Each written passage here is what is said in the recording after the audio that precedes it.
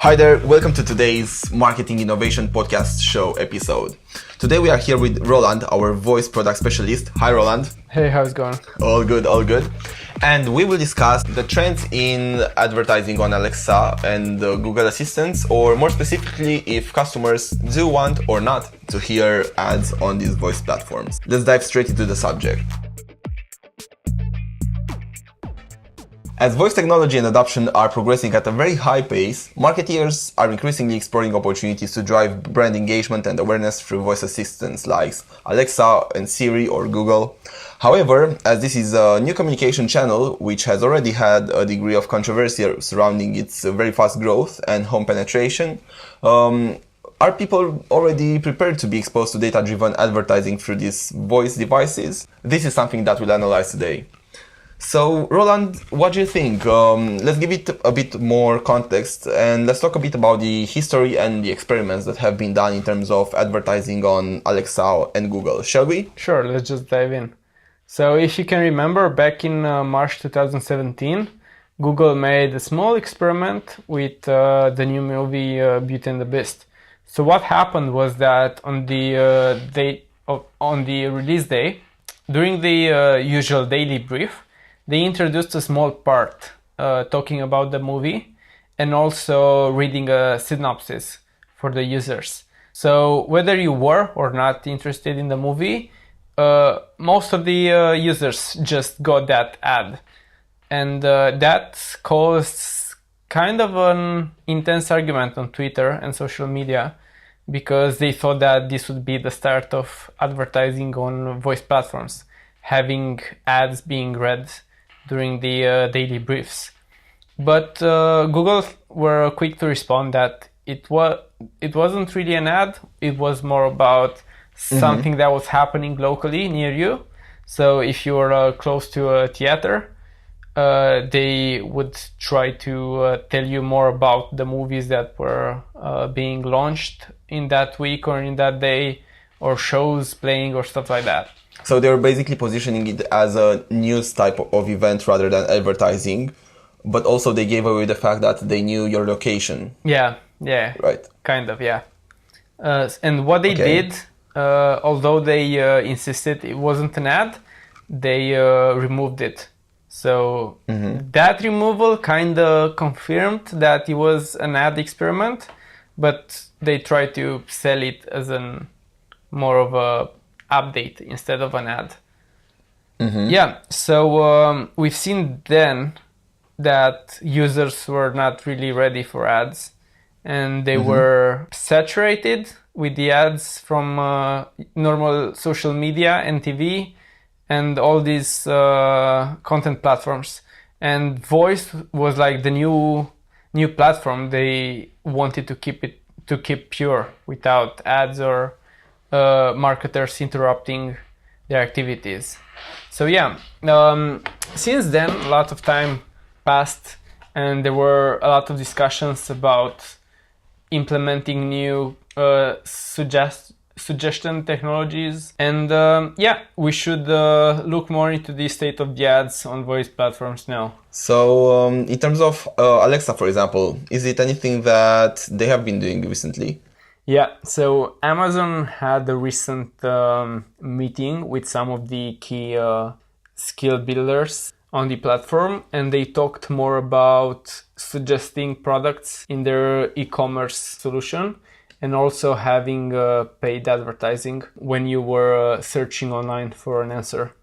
What they discovered was that the platform was still early, so they didn't want to push it too far with ads. At this moment, they wanted to grow it a bit more, and they wanted to focus more on skills and on useful content rather than trying to monetize it at this time. Yeah, it makes sense. I think that it also goes down to the controversy that was around Alexa a couple of months ago or years, when they were users were concerned that they might be listened to by the devices and then, not knowing exactly what's going to happen with their data. So I think that Amazon is quite big now on building this user trust.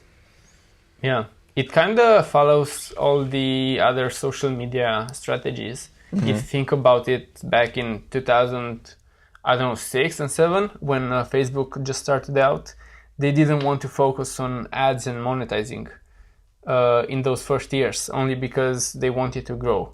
And Alexa has a slower growth than social media had 10 years ago. And that requires more focus on quality content and on users and user experience than monetizing. So I think we'll still have a couple of years to pass before we see any other real attempts of adding ads and monetization. Well, yeah, I mean, I think they will slowly start to introduce them in, like maybe in the briefs or maybe not in the Alexa native content, but rather in producers. I mean, I know that we were discussing that it's a bit hard to make paid voice-based search ads work because unlike a website or something written on a computer or on mobile that lists many search results, a voice assistant like Alexa only presents one result at a time. Isn't it? Yeah, okay. So now going to the skills and the applications developed on the Alexa platform. How do you feel everything is going in terms of the skill discoverability and how users get exposed to new skills? So there's obviously a problem compared to the other platforms, such as the Apple App Store, let's say. When you have a visual UI, you can see multiple apps on the same page, and you can even scroll. So you can have over 100 apps being discovered or seen in less than 5 seconds, let's say, if you really scroll fast. But in voice, it's so different. It's hard to be able to discover the skills because maybe you can hear about 3 or 4 before it gets boring, or you just say, Alexa, stop. Mm-hmm. So marketers and app developers need to find a way, like a clever way to bring these apps out there through other channels instead of the native platform. Mm-hmm. And that's one of the biggest focuses of the Alexa team right now. They're trying to bring out the content, the valuable content, out of the skills, first of all, and second of all, to discover new ways for the users to discover really useful skills. For example, one skill that I found recently, it's about security, home security. So what it does, it plays a conversation between 2 or 3 people, and also house noises like cleaning stuff or like walking or bumping into stuff. And if you leave the house, let's say in UK, if you have a small house and you don't really have a security system, it's very tempting for any person that passes that house to just peek inside and see what's up.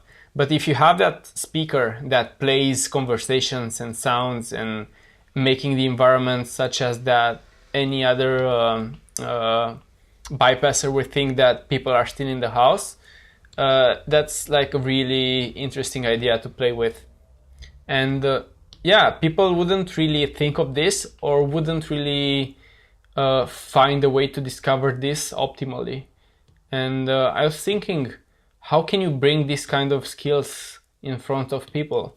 What I've seen was that on Facebook group chats or Reddit subreddits and other forums, there like people usually advertise their skills, but on the platform itself, it's not that easy, Yeah, I think, as you said, through other channels, I mean, one thing that I'm thinking is that Amazon knows all the people that have an Alexa and knows everything about them. I mean, very much about them. So then I think ultimately there might be an opportunity that they will probably launch soon where the skill developer will be able to go into the skill store and say, okay, I would like to reach this type of people that purchased an Alexa device, so they are sure that that person can, can use the skill, and then use certain type of demographics, and then Amazon might be able to have a partnership, let's say with Facebook or Google, or both, where they can advertise through these platforms the skill to exactly the type of audience that is selected by the skill maker, if that makes sense. Because usually people are logged in with the same email address, if we were to pick the email address as a unique key ID for the data. And then based on the email address which they are logged in into Amazon and into Facebook or into Google, into their Google account, Amazon will be able to advertise on these platforms on the behalf of the skill producer. I mean, this is the only data flow and the way that the data can go together in regards to using it for marketing digitally. But it's an interesting point to think about. The problem right now is that Amazon is kind of in a war with Google, because both of them have voice assistant platforms and both of them have big search engines. One is for information, one is for e-commerce. And the big thing is the war between Bing and Google search, because Amazon, it's in a very tight partnership with Microsoft, while Google is trying to find partnerships on their own. Yeah, I know, but I think that ultimately money is money. And I mean, even if they're gonna still be in a war on that side, probably, I mean, I'm tempted to believe that they will still partner for something like this, because it's a big opportunity for Amazon, and if they need to pay Google to do it, they will probably just do it as any other advertiser on Google, or, you know, I'm sure that they will work something out. But yeah, it's a discussion. I think there's a reason behind why they are not doing it already. So let's just keep an eye out on it. There's also the Facebook argument that they're almost ready to launch something. I think you sent me a couple of weeks ago, maybe 2 weeks ago, an article about a voice assistant experiment they were doing on Messenger. I think it was called Aloha, something like that. Yep. And it was in the chat, in the Messenger. Yeah. So they're definitely on their way of releasing something, maybe, hopefully, before the end of the year. So we'll see how it develops. Yeah, I think as well. Cool. Can you tell me now, Cool. Yeah, that's kind of the current situation we have with the development on voice ads. But I was also interested in hearing more about the consumers. Do you think they are ready for hearing ads? How do you think the current mentality is going on now? I think because of the fast adoption, and mainly the one that happened this year, they are probably more prone to be okay with advertising than they were last year. However, as we were discussing, it's a bit early in the journey. I don't think that it will happen massively very soon. So it's probably going to be a matter of, optimizing your products well for voice, but not actually be able to pay for advertising just yet. But again, compared to their older brothers, let's say like Google Search or Amazon.com, so the web platform, the voice platforms can only present 2 or 3 relevant products to the user until the user stops them. So therefore, knowing the user's preferences and intentions is crucial for delivering the best possible results. And as it turns out, users might not really mind hearing suggested content from their assistants, but the sponsored content or product suggestions have to be relevant to what they are looking for. So currently, voice platforms are predominantly used as search platforms, so artificial intelligence powered suggestions and results could not be actually preferred. But for example, in the US, there was a survey interviewing voice assistant users. It was done by Net Elixir, and it was in February this year. And they said they would welcome this form of advertising through their voice search journey, whether that's when they researching products or looking to get advice on them. So they would welcome a certain degree of support.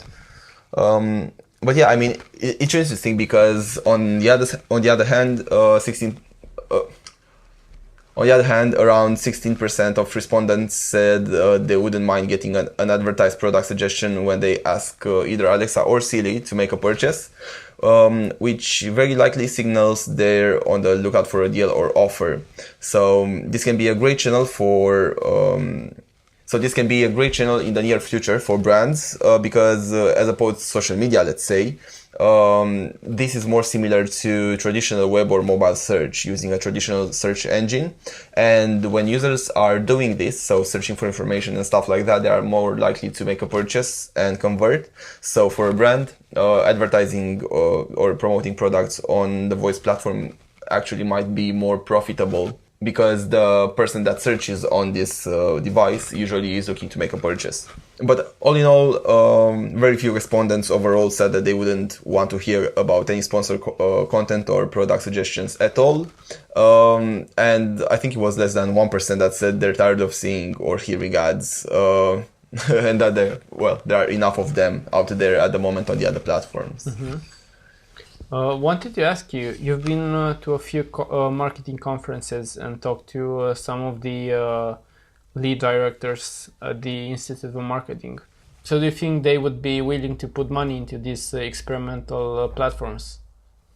Everybody that I was talking to was very curious about it. So, most of the people in the business at the moment noticed it as a very fast growing channel. Most of the people heard that they should be looking at voice in a certain way.